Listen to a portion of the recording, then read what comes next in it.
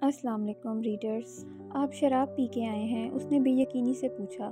شاید وہ نوٹ نہ کرتی، لیکن اس سے پہلے وہ کبھی اس طرح سے اس کے قریب نہیں آیا تھا۔ اس کی آواز میں خمار تھا۔ ہاں بالکل، تھوڑی سی۔ اپنی ہونٹوں سے اس کا ماتھا چوما۔ آپ جائیں، آرام کریں۔ روح کو اپنی باہوں میں لیے یارم کی گستاخیاں بڑھتی جا رہی تھیں۔ اس کے ماتھے کو اپنے لبوں سے چھوتے یارم نے اس کے بال کھول دیے۔ میں آپ کے لیے چائے بنا کے لاتی ہوں۔ روح نے اپنا ہاتھ اس کے کندھوں پر رکھ کر اسے خود سے دور کیا۔ اور اگر میں تمہیں آج خود سے دور جانے کی اجازت نہ دوں تو؟ اس کی تھوڑی پکڑ کر اس کا چہرہ اونچا کر کے پوچھا۔ یہ کیا ہو گیا ہے آج آپ کو؟ کہیں پیار تو نہیں ہو گیا مجھ سے؟ لگتا ہے میری دعا پوری ہو گئی۔ روح نے مسکراتے ہوئے پوچھا۔ پیار؟ ہاں ہاں، پیار تو تمہیں دیکھتے ہی ہو گیا تھا۔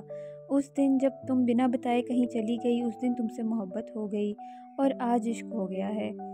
اور اگر عشق ہو جائے تو دوری ناممکن ہو جاتی ہے۔ میرے پیار اور محبت نے بہت صبر کیا، لیکن کیا کروں، یہ عشق بے صبرا ہے۔ یہ تمہاری ہاں کا انتظار نہیں کرے گا۔ ایک ہی جھٹکے سے خود سے قریب کرتے ہوئے اسے باہوں میں اٹھا لیا۔ یارم میری بات سنیں۔ وہ اسے اپنے والے کمرے میں لے آیا تھا، اسے بیڈ پر لٹا کر خود بھی اس کے بالکل قریب لیٹ گیا۔ یارم، نہیں، آج کچھ مت بولو۔ آج سے تم میری ہو، صرف میری، یارم کاظمی کی۔ آج میں تمہیں اپنا بناؤں گا۔ اب تم مجھ سے کبھی دور نہیں جا سکتی۔ یہ سب کچھ تمہاری وجہ سے ہوا ہے۔ میں اپنے پیار پر کنٹرول کر سکتا تھا، لیکن تم نے دعائیں مانگ مانگ کر مجھے خود سے عشق کرنے پر مجبور کیا۔ اب تمہیں میرا ہونا پڑے گا، ہمیشہ کے لیے۔ اس کی کمر میں ہاتھ ڈال کر اسے اپنے قریب تر کر لیا۔ روح کے بال اس کے چہرے پر بکھرنے لگے۔ اس نے پھونک مار کر اس کے چہرے سے بال ہٹائے۔ وہ کھلکھلائی تھی۔ ایسے ہی طلسم پڑھ پڑھ کے تم نے مجھے خود سے پیار کرنے پر مجبور کیا ہے۔ مجھے بھی تو بتاؤ، یہ کون سا تعویذ عشق ہے؟ میں تو نہیں بتاؤں گی، روح نے شرارت سے کہا، جبکہ دونوں ہاتھ یارم کے دونوں ہاتھوں میں قید تھے۔ مت بتاؤ روح جان، آج یارم کاظمی اپنے سارے سوالوں کے جواب خود لے لے گا۔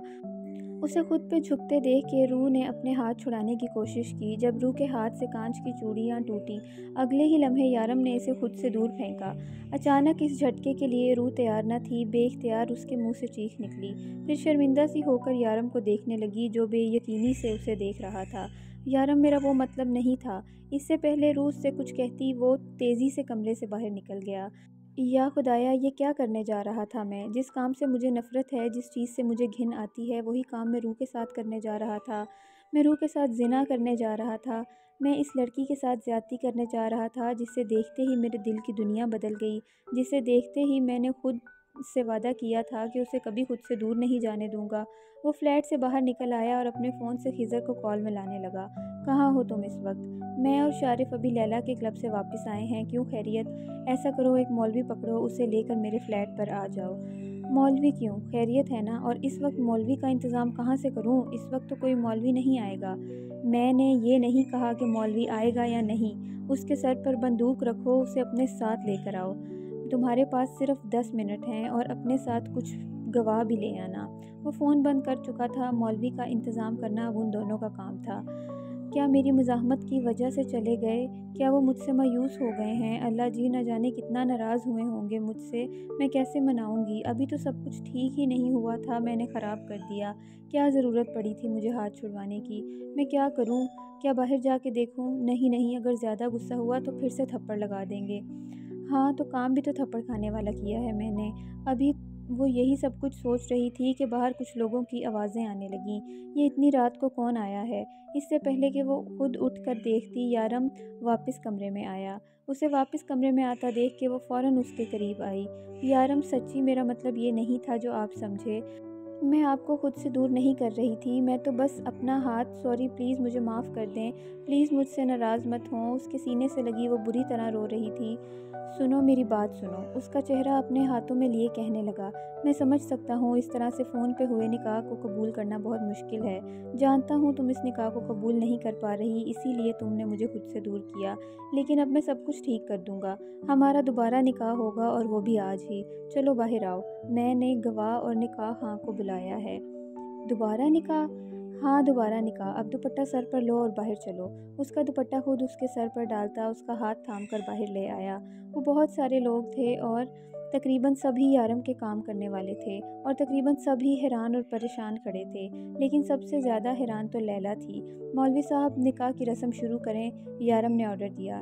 1 मिनट में तुमसे कुछ बात करना चाहता हूँ, मेरे साथ आना, खिज़र ने उसे कहा और यारम के कमरे में आ गया। जल्दी बोलो, यारम ने उसके पीछे आकर कहा। डेविल, ये लड़की पहले से किसी के निकाह में है और निकाह के ऊपर निकाह नहीं हो सकता। तुम थोड़ा सब्र कर लो, पहले इसकी तलाक करवाओ, फिर तुम्हारा इससे निकाह जायज़ होगा। इस तरह से निकाह नहीं हो सकता। खिज़र ने रूह से निकाह की वजह न पूछी थी, वो खुद ही उसकी आंखों में उसके लिए चाहत देख चुका था और आज से नहीं, न जाने कितने दिन से वो रूह के लिए फ़िक्रमंदी देख रहा था। वो उसके लिए जज्बात रखता है, ये बात खिज़र पहले ही समझ चुका था। वो आदमी मर गया खिज़र, मैंने मार दिया उसे। यारम ने एक और धमाका किया। क्या? लेकिन क्यों? हम सीधे तरीके से उससे बात कर सकते थे, तुम्हें उसे मारने की क्या ज़रूरत थी? उसने मुझसे मेरी रूह को छीनने की कोशिश की, उसे जीने का कोई हक़ नहीं था। रूह उसके निकाह में थी तुमसे मिलने से पहले ही, खिज़र ने चबा चबा कर कहा। अब तो हो गया जो होना था, अब मेरी होने वाली बीवी बाहर मेरा इंतज़ार कर रही है। इतना कहकर यारम रुका नहीं, बल्कि कमरे से बाहर निकल गया। खिज़र बेबसी से कदम उठाता उसके पीछे आया। थोड़ी देर बाद निकाह की रस्म अदा हुई। लैला आंखों में आंसू लिए उसके निकाह में शामिल थी। मौलवी साहब ने पहले यारम का निकाह पढ़वाया और फिर रूह की तरफ आए। रूहे नूर वल्द अहमद ख़ान, आपका निकाह सैयद यारम काज़मी वल्द सैयद इब्राहीम काज़मी के साथ 50 लाख सिक्का राजुल वक्त करार पाया है, क्या आपका कबूल है? मौलवी साहब के अल्फाज रूह के कान में गूंज रहे थे। उसने बेयकीनी से सामने देखा जहाँ यारम इसे नज़रों के हिसार में लिए बैठा था। क्या आपको ये निकाह कबूल है? मौलवी साहब ने फिर पूछा। यारम ज़रा सा मुस्कुराया था और उसे नज़रों से बोलने का इशारा किया। कबूल है। उसके चेहरे को देखते वो खोए हुए लहजे में बोली थी। वो खुलकर मुस्कुराया था। सवाल फिर से दोहराया गया। रूह ने फिर वही जवाब दिया। निकाह की रस्म अदा हुई, सब ने मुबारकबाद दी, लेकिन एक सवाल था जो रूह के जहन में गर्दिश कर रहा था। जब रूह का पहले निकाह हुआ था तब अम्मी ने किसी शेख का नाम लिया था, लेकिन इस निकाह ख्वाह ने किसी शेख का नाम नहीं लिया। लेकिन इस वक्त तो होश ही कहाँ था, कुछ जानने का, खुद समझने का। ये वक्त, ये मौका तो उसे यारम ने दिया था। मौलवी साहब, मैं आपसे एक बात पूछना चाहता हूँ। अगर लड़की पहले से शादीशुदा हो लेकिन उसका खावंद मर चुका हो और वो किसी और के निकाह में आ जाए तो क्या यह निकाह जायज़ है? यारम ने मौलवी साहब को छोड़ने के लिए कहा था, लेकिन इससे पहले खिज़र ने मौलवी साहब के सामने सवाल रख दिया। यारम भी उसके करीब आ खड़ा हो गया। तुमने अधूरी बात बताई है मौलवी साहब को। खिज़र, रुको, मैं पूरी बताता हूँ। अगर लड़की को धोखे में रखकर उससे झूठा निकाह कर लिया जाए, मेरा मतलब है कि फ़ोन पर निकाह किया जाए, बस एक तरफ की कार्रवाई मुकम्मल की जाए, फ़ोन पर लड़की की रिकॉर्डिंग सुनाई जाए, निकाह नामे पर जाली नाम से दस्तखत किए जाएं, वल्दियत भी गलत बताई जाए, पर निकाह, मेरा मतलब है झूठा निकाह होने से पहले ही वो आदमी मर जाए, तो क्या यह निकाह जायज़ है? खिज़र, तुम्हें इस तरह ये सवाल पूछना चाहिए था। उसने खिज़र के कंधे पर हाथ रखते हुए कहा, जबकि वो हैरानगी से देख रहा था। नहीं, हरगिज़ नहीं, ये तो निकाह ही नहीं है। निकाह में सबसे ज़्यादा ज़रूरी वल्दियत का ठीक होना है और दूसरी तरफ से मुकम्मल कार्रवाई गवाहों की बिना पर की जाती है। हाँ बिल्कुल, लोग फ़ोन पर निकाह करते हैं, लेकिन मुर्दा इंसान से निकाह कैसे हो सकता है? अगर सिर्फ़ उसकी आवाज़ थी लेकिन वो मर चुका था तो ये निकाह हुआ ही नहीं। मौलवी साहब हैरानगी परेशानी से निकाह की वारदात सुन रहे थे। आपका बहुत शुक्रिया मौलवी साहब, आप चलें, गाड़ी में तशरीफ़ रखें, खिज़र अभी आपको आपके घर छोड़ आएगा। ये सब कुछ क्या था? तुमने ये सब कुछ मुझे क्यों नहीं बताया और ये सब कुछ तुमने कब जाना? वो आदमी कैसे मरा? जिस दिन रूह यहाँ पे आई थी, तुम्हें याद है, मैं शम्स से बात करने गया था, उसे समझाने गया था कि वो काम जो कर रहा है वो गलत है। तुम जानते हो वो क्या काम था खिज़र? शम्स शेख वहाँ पाकिस्तानी लड़कियों से जाली निकाह करके उन्हें यहाँ बुलाता था। जितनी खूबसूरत लड़की उसकी उतनी ज़्यादा कीमत, और फिर उन्हें यहाँ ला कर बेच देता था। मैंने उसे समझाया कि उसे ये काम नहीं करना चाहिए, उसने मेरी बात नहीं मानी और मेरे हाथों मारा गया। शम्स इस जाली निकाह के लिए रमीज़ शेख का नाम इस्तेमाल करता था। जिस दिन मैंने पहली दफ़ा रूह को देखा, वो मासूम चेहरा मेरी दुनिया हिला गया। खिज़र, मैं उसे अपनी ज़िंदगी में शामिल नहीं करना चाहता था। मैं जानता हूँ मेरे मुस्तकबिल में अंधेरे के सिवा और कुछ भी नहीं, लेकिन रूह ने मुझे मजबूर कर दिया। اس نے مجھے خود سے محبت کرنے پر مجبور کر دیا۔ اب اس کے بغیر رہنا بہت مشکل ہو گیا ہے۔ وہ ہمیشہ سے اپنی ہر بات اس سے شیئر کر دیتا تھا۔ سارم کے بعد خضر اس کے لیے بہت خاص ہو گیا تھا۔ ٹھیک ہے، میں مولوی صاحب کو چھوڑ کر آتا ہوں، تم بھابھی کے پاس جاؤ، باقی باتیں ہم کل صبح کریں گے، بہت وقت ہو گیا ہے۔ خضر نے اس کے کندھے پر ہاتھ رکھتے ہوئے کہا، بھابھی؟ آج آخر کار وہ لڑکی سے بھابھی بن گئی تھی۔ ہاں، اب اسے لڑکی کہتے ہوئے اچھا نہیں لگے گا، وہ مسکراتے ہوئے بولا۔ لیکن لیلا کا کیا ہوگا؟ خضر نے پوچھا۔ مہربانی فرما کے اس وقت لیلا کا نام لے کر میرا موڈ خراب مت کریں، آپ یہاں سے تشریف لے جا سکتے ہیں۔ یارم ناک سے مکھی اڑاتا ہوا نکل گیا۔ سب کو بھیج کر اس نے دروازہ بند کیا اور اپنے کمرے میں آیا، لیکن یہاں روح نہیں تھی۔ یقیناً وہ دوسرے کمرے میں تھی۔ میرے دل کی دنیا ہلا کر آپ دوسرے کمرے میں منہ چھپائے بیٹھی ہیں، یہ تو بڑی ناانصافی ہے۔ وہ مسکراتا ہوا اس کے کمرے میں آیا۔ وہ بیڈ پہ بیٹھی تھی۔ تمہارے پاس 2 منٹ ہیں، جلدی سے دوسرے کمرے میں آؤ۔ وہ دروازے پر حکم جاری کر کے واپس پلٹ گیا۔ ابھی کچھ گھنٹے پہلے بھی وہ اس کی باہوں میں تھی، لیکن اس کے ہاتھ چھڑانے کی وجہ سے وہ برا منا گیا تھا۔ اب تو وہ روح اس کو ناراض کرنے کے بارے میں سوچ بھی نہیں سکتی تھی۔ وہ اپنا دل مضبوط کرتی آہستہ آہستہ قدم اٹھاتی اس کے کمرے تک آئی اور اسے اپنے پیچھے سے دروازہ بند کرنے کی آواز آئی۔ اس نے فوراً پلٹ کر دیکھا تو وہ دروازہ بند کیے اس کے سامنے کھڑا اسے دیکھ رہا تھا۔ وہ آہستہ آہستہ بالکل اس کے قریب آ رکا اور اس کے کان کے قریب جھکا۔ تم جو آ رہے ہو پہلو میں، اب ہوش کیسے آئے گا؟ اے عشق، ذرا رک تو صحیح، یہ عشق فنا ہو جائے گا۔ ویلکم ٹو مائی لائف، میرا بننے کے لیے شکریہ۔ روح نور سے روح یارم بننے کے لیے شکریہ۔ آج سے تم یارم کی روح ہو، اور اگر روح یارم سے دور ہوئی تو یارم بے جان ہو جائے گا، اور میں جانتا ہوں تم اپنے یارم کو کبھی بھی بے جان نہیں ہونے دو گی، مجھے کبھی چھوڑ کر نہیں جاؤ گی۔ وعدہ کرو مجھ سے روح، چاہے کچھ بھی ہو جائے، کبھی مجھ سے دور نہیں جاؤ گی، وعدہ کرو۔ اس سے بالکل قریب کھڑا، اس کا چہرہ اپنے ہاتھوں میں لیے وہ اس سے وعدہ مانگ رہا تھا۔ روح نے بس اپنی نظریں جھکائیں۔ جب یارم کی گرفت اپنے چہرے پر ذرا سخت ہوتی محسوس ہوئی، اس نے یارم کے ہاتھوں پہ اپنے ہاتھ رکھے۔ کرو وعدہ کہ مجھ سے دور کبھی نہیں جاؤ گی، چاہے کچھ بھی ہو جائے۔ وعدہ؟ وہ بمشکل اس کی نظروں کی تاب نہ لاتے ہوئے بولی۔ تھینک یو سو مچ روح، میں تمہیں اتنا پیار دوں گا کہ تمہیں میرے علاوہ کسی کی ضرورت نہیں پڑے گی۔ اس کے کان میں سرگوشی کرتے ایک جھٹکے سے اسے اپنے قریب تر کیا۔ آج میری روح کو میری روح قرار دے گی، آج تو یارم اپنی جان سے جائے گا۔ یارم نے پورے استحقاق سے اس کے لبوں پر اپنے لب رکھ دیے اور اس کا نازک سراپا اپنی باہوں میں بھرتے بیڈ پہ اٹھا لایا۔ تمہیں پتہ ہے روح، تم سے پہلے میری زندگی میں کوئی خواہش نہ تھی، لیکن جب سے تم میری زندگی میں آئی ہو، تمہیں چاہنا، تمہیں پیار کرنا، بس تمہیں ہی سوچنا، تمہارا بن جانا، اف کتنی خواہشیں دل میں جا گئی ہیں۔ پتہ نہیں تم سے پہلے یہ ساری خواہشات کہاں سوئی تھیں۔ اس کے چہرے پر جا بجا اپنی محبت کی مہر ثبت کرتا وہ اسے اپنی محبت کا یقین دلانے لگا۔ اسے اپنی زندگی میں کبھی کسی عورت کی کمی محسوس نہ ہوئی تھی، لیکن روح کے زندگی میں آنے کے بعد اسے ہمیشہ اپنی زندگی میں روح کی کمی محسوس ہوئی۔ یہ نازک سی لڑکی کب اس کے لیے اتنی خاص ہو گئی، وہ خود بھی نہیں جانتا تھا۔ وہ تو یہ بھی نہیں جانتا تھا کہ جب روح کو پتہ چلے گا کہ یارم وہ شخص ہی نہیں ہے جس کے لیے وہ اتنی دور یہاں آئی، وہ تو بس اس کے عشق میں گرفتار ہو چکا تھا۔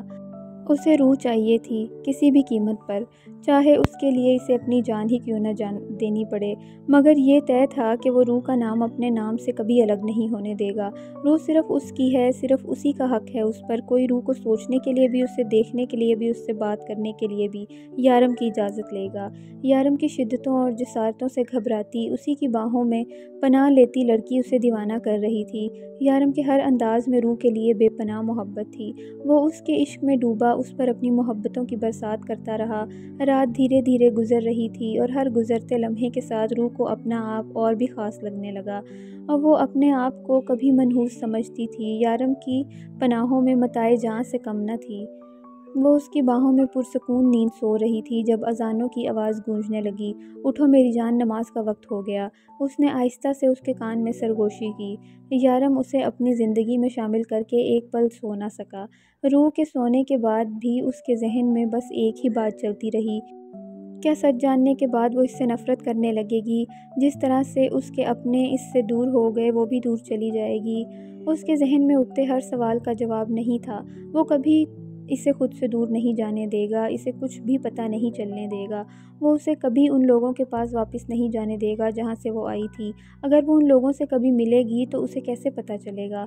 یارم اسے ان سے دور کر دے گا جن کی وجہ سے روح سے دور ہو سکتی ہے، اور یہ فیصلہ کر کے وہ کچھ حد تک پرسکون ہو چکا تھا۔ اٹھ جاؤ جان، یہ نہ ہو کہ تمہاری نیند کی وجہ سے تمہاری نماز قضا ہو جائے، پھر کہو گی میری وجہ سے ایسا ہوا ہے، جبکہ میں نے تو تمہیں تنگ بھی نہیں کیا زیادہ۔ اس کے کانوں میں سرگوشی کرتے، اس کے کان کی لو کو چومتے ہوئے وہ مسلسل اسے جگانے کی کوشش کر رہا تھا۔ مجھے نہیں پتا تھا اتنی خطرناک نیند ہے تمہاری، ورنہ تو تمہاری نیند سے بہت سارے فائدے اٹھائے جا سکتے ہیں۔ تو پھر کیا خیال ہے؟ وہ جو مزے سے نیند میں اس کی باتیں سن رہی تھی اسے واپس رات والی ٹون میں آتا دیکھ کر فوراً اٹھ کر بیٹھ گئی۔ مجھے نماز پڑھنی ہے۔ اس سے پہلے کہ وہ دوبارہ اس کے ہوش ٹھکانے لگاتا وہ بھاگ کر واش روم میں بند ہو گئی۔ اب تو تمہیں بھاگ کر بھی میرے قریب ہی آنا ہے۔ اٹھ کر بیٹھا اور بیڈ کے کراؤن سے ٹیک لگاتا واش روم کے دروازے کو دیکھتا رہا۔ روح فریش ہو کر باہر آئی تو وہ اسے دیکھ رہا تھا۔ ایک شرمیلی سی مسکراہٹ نے اس کے لبوں کو چھوا۔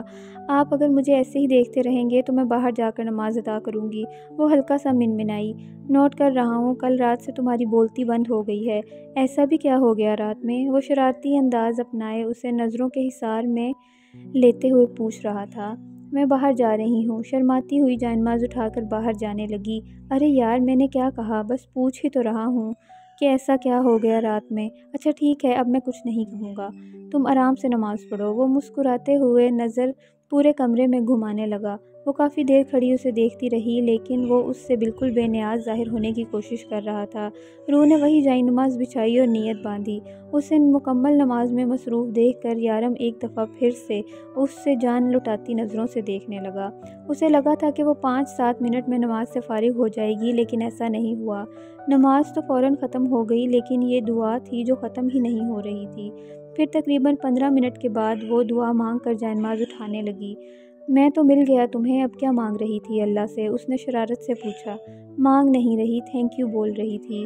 انہوں نے میری سن لی تو تھینک یو تو بنتا ہے نا، مسکرا کر اسے جواب دیتی وہ اس کے لیے ناشتہ بنانے باہر نکل گئی۔ وہ ناشتہ بنا کر لائی تو یارم شاور لے چکا تھا۔ اس نے ناشتہ ٹیبل پر لگایا جبکہ یارم شیشے کے سامنے کھڑا اسے دیکھ رہا تھا۔ روح کا سارا دھیان ناشتے پر لگا ہوا تھا۔ کل سے آج وہ اسے اپنے دل کے بہت زیادہ قریب لگ رہی تھی۔ اتنی صبح ناشتہ کون کرتا ہے؟ وہ اس سے پوچھنے لگا جبکہ وہ خود بھی جانتا تھا کہ وہ اس سے چھپنے کی کوشش کر رہی ہے۔ میں نے سوچا آپ کو بھوک لگی ہوگی، اس نے منہ میں جو آیا کہہ دیا۔ ہاں یار بھوک تو بہت لگی ہے لیکن کھانے کے لیے نہیں، پیار کے لیے۔ کھینچ کر اسے اپنے قریب کرتے اس کے بالوں میں منہ چھپاتے ہوئے بولا۔ روح کی تو جیسے جان پر بنائی تھی اسے رات کے روپ میں واپس آتے دیکھ کر، لیکن مجھے کھانے کے لیے بھوک لگی ہے، اس نے اپنا آپ چھڑاتے ہوئے کہا۔ تو مجھے کھا جاؤ تم، میں تمہیں کھا لیتا ہوں، دونوں کی بھوک ختم ہو جائے گی۔ اس نے ایک بار پھر سے اسے اپنے قریب کرتے ہوئے اس کو گرفت میں لیا اور بازوؤں کا گھیرا تنگ کیا۔ مجھے یہ ڈش پسند نہیں، میں نہیں کھاتی۔ اس نے پھر سے اپنا آپ چھڑانا چاہا۔ ٹرائی تو کرو، بہت ٹیسٹی ہے، یہ کہتے ہوئے وہ اس کے لبوں پر جھکا اور پورے استحقاق سے اپنے آپ کو سیراب کرنے لگا۔ پھر جب اس کے لبوں کو آزاد کیا تو اس کے چہرے پر اپنی سنگت کے رنگ دیکھنے لگا، جہاں بکھری حیا اور سرخی اسے سکون دے رہی تھی۔ کیسی لگی؟ اگر چاہو تو یہ ڈش تمہیں روز مل سکتی ہے، اور اگر نہ چاہو تو بھی یہ ڈش تمہیں روز ضرور ملے گی، کیونکہ یہ ڈش میری فیورٹ ہے۔ اور اس کے نرم و نازک گلابی لبوں کو انگوٹھے سے سہلاتے ہوئے بولا۔ لگتا ہے آپ نے ناشتہ نہیں کرنا۔ وہ اپنی شرم و حیا چھپانے کی ناکام کوشش کرنے لگی۔ میں نے تو کر لیا ناشتہ، اور یقین کرو اس سے زیادہ مزیدار ناشتہ آج تک نہیں کیا، وہ زمانی انداز میں بولا۔ اور جو میں نے اتنی محنت سے بنایا ہے، وہ اس سے نظریں چراتے بولی جبکہ ہاتھ کبھی دوپٹے کو گھما رہا تھا تو کبھی ناخن منہ میں جا رہے تھے۔ اس کی حالت سے وہ محظوظ ہو رہا تھا۔ اچھا یار کرتے ہیں ناشتہ، آؤ بیٹھو۔ اس نے اس کا ہاتھ پکڑ کر بٹھایا اور خود سامنے بیٹھ گیا۔ ویسے تم نے میرے ایک سوال کا جواب نہیں دیا، ناشتہ کرتے ہوئے اس نے پھر سے اسے مخاطب کیا۔ کون سی بات کا جواب؟ وہ ناسمجھی سے پوچھنے لگی۔ ارے وہی کہ کل تک تو تمہاری زبان کینچی کی طرح چل رہی تھی، آج ایک رات میں ایسا کیا ہو گیا کہ یہ بند ہو گئی؟ وہ شرارت سے پوچھ رہا تھا جبکہ ناشتہ کرتے ہوئے اس کے ہاتھ کانپے۔ اچھا سوری، سکون سے ناشتہ کرو، میں کچھ نہیں کہتا، وہ ہنستے ہوئے بولا۔ آپ بالکل بھی اچھے نہیں ہیں، مجھے نہیں کرنا آپ کے ساتھ ناشتہ۔ وہ اٹھ کر باہر جانے لگی جب یارم نے اس کا ہاتھ تھام لیا۔ کل رات تم نے مجھ سے وعدہ کیا تھا کہ تم مجھے چھوڑ کر نہیں جاؤ گی، تو اب کیوں جا رہی ہو؟ وہ بالکل سیریس لگ رہا تھا۔ باہر جا رہی ہوں، کوئی پاکستان نہیں جا رہی، روح نے بتانا ضروری سمجھا۔ پاکستان واپس تو اب تم کبھی نہیں جا سکتی، لیکن مجھے چھوڑ کر یہاں سے باہر بھی نہیں جا سکتی۔ تمہیں مجھ سے دور جانے کی، یہاں سے باہر جانے کی اجازت نہیں ہے۔ آرام سے بیٹھو اور ناشتہ کرو۔ وہ بالکل سیریس ہو کر بول رہا تھا۔ روح کو اس کے انداز سے 1 مہینے پہلے والے وہ تھپڑ یاد آئے تو وہ اس کے قریب ہی بیٹھ گئی۔ اچھا نا میری جان، اب میں مذاق نہیں کرتا، لو کرو ناشتہ۔ وہ اسے اپنے ہاتھ سے کھلانے لگا۔ ناشتہ کرنے کے بعد وہ برتن اٹھا کر کچن میں گئی تو واپس ہی نہ آئی۔ وہ تو خود ہی اسے ڈھونڈتا ہوا کچن میں آ پہنچا۔ یہ جو مجھ سے چھپنے کی کوشش کر رہی ہو نا، یہ بالکل بیکار ہے۔ تم چاہ کر بھی مجھ سے نہیں چھپ سکتی، چاہے دنیا کے کسی بھی کونے میں چلی جاؤ۔ تمہارا یارم تمہیں ہر جگہ ڈھونڈ نکالے گا۔ میں کیوں چھپنے لگی آپ سے؟ میں تو کام ختم کر رہی ہوں۔ وہ مسکرائی تھی، لیکن سچ تو یہ تھا کہ کل رات کے بعد وہ اس کی بے باک نظروں سے چھپ جانا چاہتی تھی۔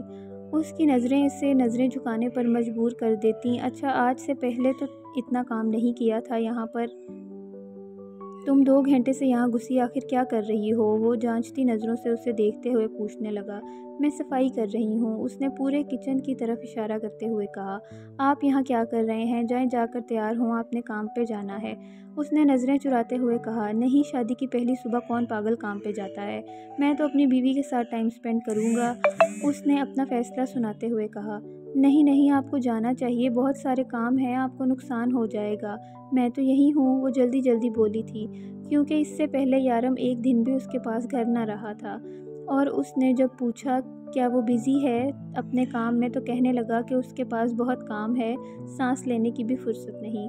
ارے بھاڑ میں جائے کام، میں تو اپنی بیوی کے پاس رہوں گا۔ میں اپنی بیوی کے ساتھ چند دن بھی نہ گزار پاؤں تو اتنا کام کرنے کا کیا فائدہ؟ وہ محبت سے اس کے گال چومتے ہوئے بولا، جبکہ وہ اپنے گال پہ ہاتھ رکھے اسے دیکھنے لگی۔ وہ تمہارے گال پہ سرخی تھوڑی کم ہو گئی تھی تو میں نے سوچا لگا دوں، وہ مکمل شرارتی انداز میں بولا۔ لیکن چند دن؟ وہ اس کی حرکت کو اگنور کرتے ہوئے پوچھنے لگی۔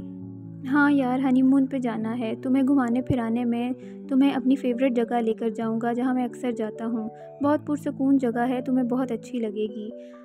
وہ آپ کیا سارا وقت میرے ساتھ ہوں گے؟ وہ کچھ سوچتے ہوئے پوچھنے لگی۔ ہاں بیبی، ہنی مون پہ میاں بیوی دونوں ہر وقت ساتھ رہتے ہیں، اور تمہیں تو ویسے بھی اب میں خود سے الگ نہیں ہونے دوں گا۔ روح اپنے دھیان میں یہ نوٹ نہیں کر پائی کہ وہ کب سے اس کے بالکل قریب آ کھڑا ہوا اور اس کے گرد بازو حمائل کرتے ہوئے اسے اپنے مزید قریب کیا۔ جانتی ہو روح، میں نے کبھی اپنے لیے تمہاری جیسی لڑکی کے بارے میں نہیں سوچا تھا۔ میں نے تو کبھی شادی کرنے کا فیصلہ بھی نہیں کیا تھا، اور اگر کرتا بھی تو اپنے جیسی کسی لڑکی سے کرتا، لیکن دیکھو نا مجھے ملا بھی تو کون؟ تم، معصوم سی پیاری سی گڑیا جیسی۔ میں نے تو اپنی زندگی میں کوئی نیکی نہیں کی، پھر اللہ نے تم جیسی پری میری نصیب میں کیسے لکھ دی؟ میں دنیا کا سب سے خوش قسمت انسان ہوں۔ تم مجھے کبھی چھوڑ کر تو نہیں جاؤ گی؟ وہ اس کے کندھے پر جھکا سر رکھے آنکھیں بند کیے بول رہا تھا۔ اگر میں جانا چاہوں بھی تو کیا آپ مجھے جانے دیں گے؟ روح شرارت سے بولی، جبکہ کل سے اب تک وہ 1000 بار اسے کہہ چکا تھا کہ وہ اسے کبھی خود سے الگ نہیں ہونے دے گا۔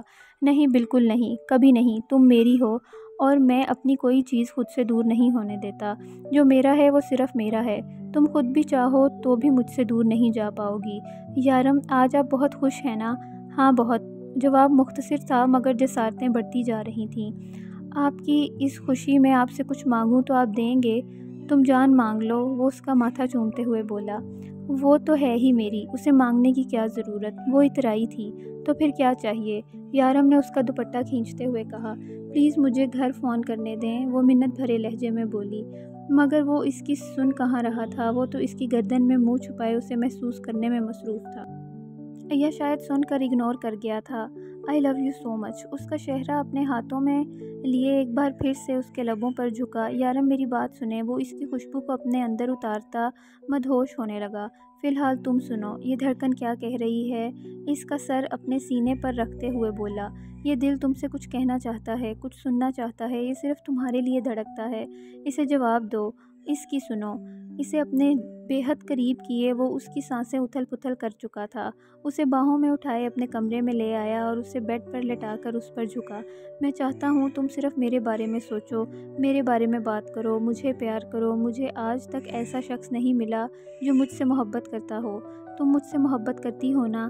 اس کی آنکھوں میں آنکھیں ڈالے پوچھنے لگا۔ خاموش کیوں ہو؟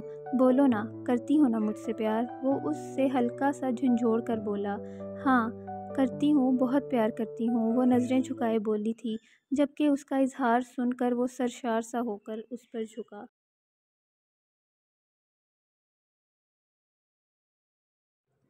آئی لو یو۔ اس کے چہرے پر جا بجا اپنی محبت کی مہر ثبت کر وہ اسے دنیا کی سوچوں سے بہت دور لے گیا تھا۔